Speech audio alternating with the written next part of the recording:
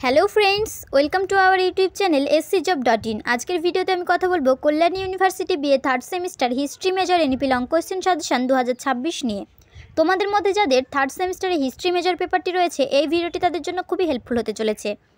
এই ভিডিওতে আমি তোমাদেরকে দেখাবো থার্ড সেমিস্টার হিস্ট্রি মেজর পেপারের সিলেবাসে কী কী রয়েছে, সিলেবাস অনুযায়ী কোন কোন ইউনিট থেকে কী কী প্রশ্ন রয়েছে, এবং সাজেশনের শেষে আরও দেখাবো বিগত বছরের পরীক্ষার প্রশ্নপত্রটি। তাই ভিডিওটি স্কিপ না করে শেষ পর্যন্ত দেখতে থাকো, আশা করছি তোমরা খুবই উপকৃত হবে। আমাদের কাছে তোমরা সমস্ত পেপারের ছোট এবং বড় প্রশ্ন উত্তরের কমপ্লিট সাজেশন পিডিএফ কপি পেয়ে যাবে। একটি পেপারের সাজেশন প্রাইস মাত্র 99 টাকা। মাত্র 99 টাকা পেমেন্ট করলেই তোমরা লং কোশ্চেন অ্যান্সার এবং শর্ট কোশ্চেন অ্যান্সার দুটো পিডিএফ কপি পেয়ে যাবে। এবার তোমরা দেখে নাও তোমাদের থার্ড সেমিস্টার হিস্ট্রি মেজর পেপারের সিলেবাসে কী কী রয়েছে। সিলেবাসের হেডলাইনে দেখো দেওয়া রয়েছে ancient India from the post Vedic to late Gupta period, syllabus 2026, unit 1, তারপরে দেখো ইউনিট 2, ইউনিট 3 এবং ইউনিট 4। এবার তোমরা দেখে নাও কোন কোন ইউনিট থেকে কী কী প্রশ্ন তোমাদের সাজেশনে রয়েছে। ইউনিট 1, বৈদিক পরবর্তী রাজনীতি, মৌর্য শাসন, অশোক ও সাংস্কৃতিক নীতি। প্রথম প্রশ্ন, মৌর্য শাসন ব্যবস্থার মূল বৈশিষ্ট্যসমূহ আলোচনা করো। অথবা তুমি কি মনে করো যে মৌর্য শাসন ব্যবস্থা একটি কেন্দ্রীভূত আমলাতন্ত্র ছিল? আমাদের কাছ থেকে এই সাজেশন পিডিএফ কপিটি বাই করতে তোমাদেরকে অনলাইন পেমেন্ট নাম্বারে 99 টাকা পেমেন্ট করতে হবে। তারপরে সেই পেমেন্ট রিসিপ্টটি আমাদের হোয়াটসঅ্যাপ নাম্বারে সেন্ড করতে হবে।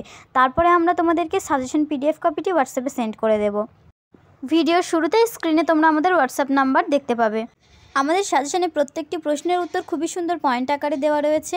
প্রত্যেকটি ইউনিটের বেশি গুরুত্বপূর্ণ প্রশ্নোত্তরগুলি সাজেশনের প্রথম দিকে এবং কম গুরুত্বপূর্ণ প্রশ্নোত্তরগুলি তারপরে সাজানো রয়েছে।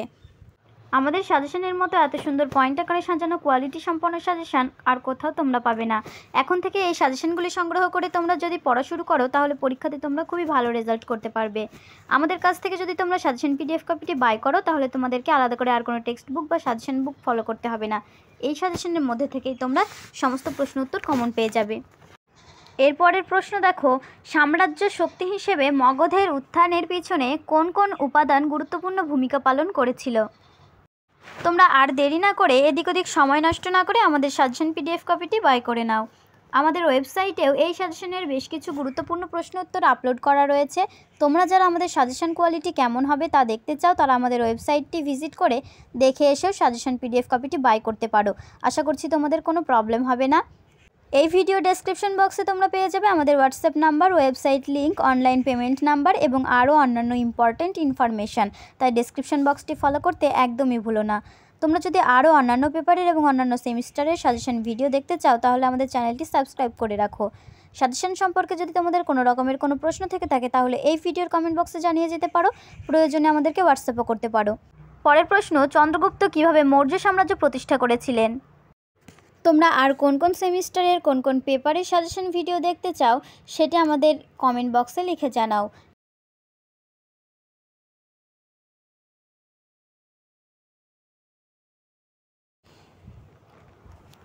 এরপরের প্রশ্ন দেখো, মৌর্য সাম্রাজ্যের পতনের জন্য সম্রাট অশোক কতটা দায়ী ছিলেন?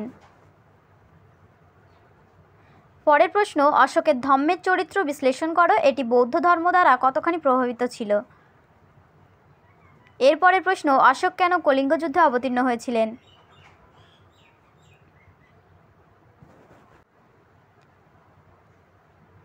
পরের প্রশ্ন, সম্রাট অশোকের শাসন সংস্কার সমূহের বর্ণনা দাও। এবার দেখো ইউনিট 2, কুষাণ, সাতবাহন, তামিল শক্তি, মেগালিথিক সংস্কৃতি ও ধর্ম। ইউনিট 2 এর প্রথম প্রশ্ন দেখো, প্রাচীন ভারতের ইতিহাসে হর্ষবর্ধনকে কেন একজন বিশিষ্ট শাসক হিসেবে বিবেচনা করা হয়? অথবা হর্ষবর্ধনের শাসন ব্যবস্থা সম্পর্কে আলোচনা করো। অথবা হর্ষবর্ধনের কৃতিত্ব সম্পর্কে বিবরণ দাও।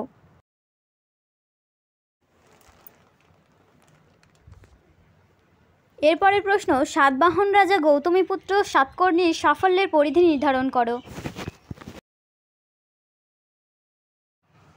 এরপরের প্রশ্ন, সাতবাহন রাজা গৌতমীপুত্র সাতকর্ণীর অবদান আলোচনা করো। পরের প্রশ্ন দেখো, সাতবাহন রাজত্বকালে দক্ষিণ ভারতের ধর্মীয় অবস্থা আলোচনা করো। এরপরের প্রশ্ন দেখো, মেগালিথিক সংস্কৃতির মূল বৈশিষ্ট্যগুলি সংক্ষেপে আলোচনা করো।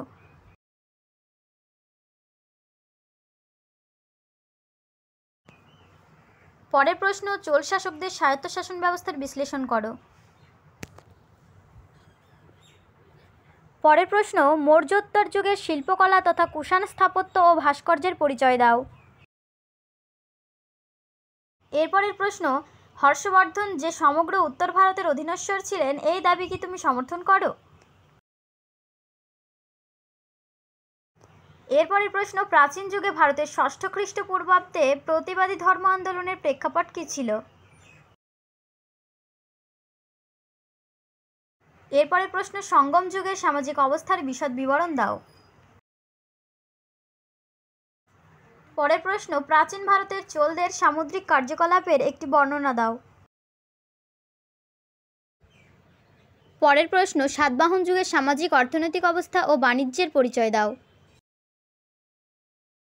পরের প্রশ্ন, বৌদ্ধ ও জৈন ধর্মের মধ্যে তুলনামূলক আলোচনা করো।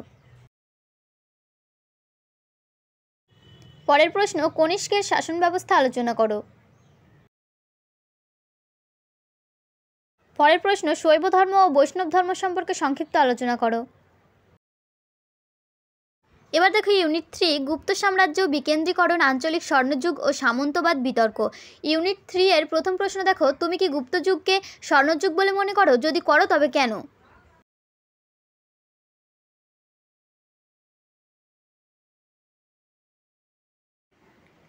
এরপরের প্রশ্ন, মৌর্যোত্তর ভারতীয় সামন্ততন্ত্রের বৈশিষ্ট্য আলোচনা করো। ইউরোপীয় সামন্ততন্ত্রের সঙ্গে এর পার্থক্য কী ছিল?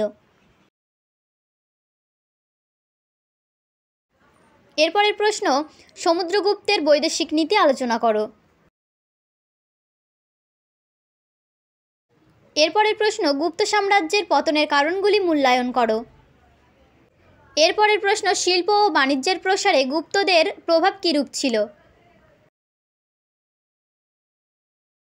পরের প্রশ্ন, গুপ্ত শাসন ব্যবস্থার বৈশিষ্ট্যগুলি আলোচনা করো।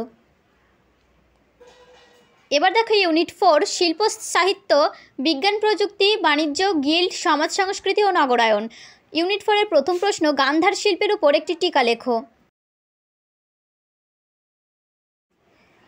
এরপরের প্রশ্ন, প্রাচীন ভারতে গিল্ড কিভাবে প্রাতিষ্ঠানিক চেহারা পেয়েছিল?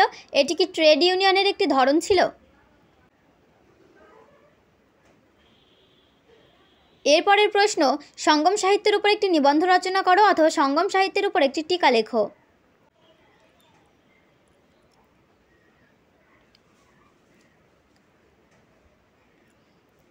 এরপরের প্রশ্ন, গুপ্ত যুগের ভূমিদান ব্যবস্থার বিশ্লেষণাত্মক বিবরণ দাও।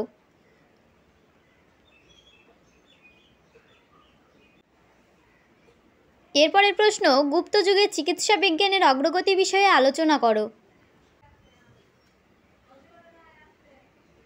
এরপরের প্রশ্ন, মৌর্য যুগের শিল্পকলার পরিচয় দাও। পরের প্রশ্ন, গুপ্ত যুগের সাহিত্য চর্চার একটি সংক্ষিপ্ত বিবরণ দাও। পরের প্রশ্ন, কৌটিল্যের অর্থশাস্ত্র ও মেগাস্থিনিসের ইন্ডিকা গ্রন্থের গুরুত্ব লেখো। পরের প্রশ্ন, প্রাচীন ভারতের পরিবেশ সচেতনতা সম্বন্ধে আলোচনা করো।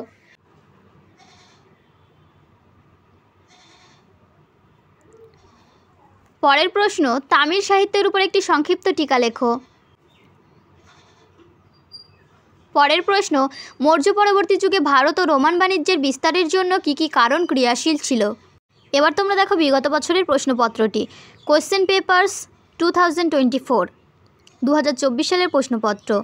History major paper 3, full marks 60, time 2 ঘন্টা। দেখো 1 নম্বর দাগে তোমাদের 2 মার্কের 10টি প্রশ্নের উত্তর দিতে হবে, থাকবে 20 নাম্বার। কী কী প্রশ্ন রয়েছে দেখে নাও।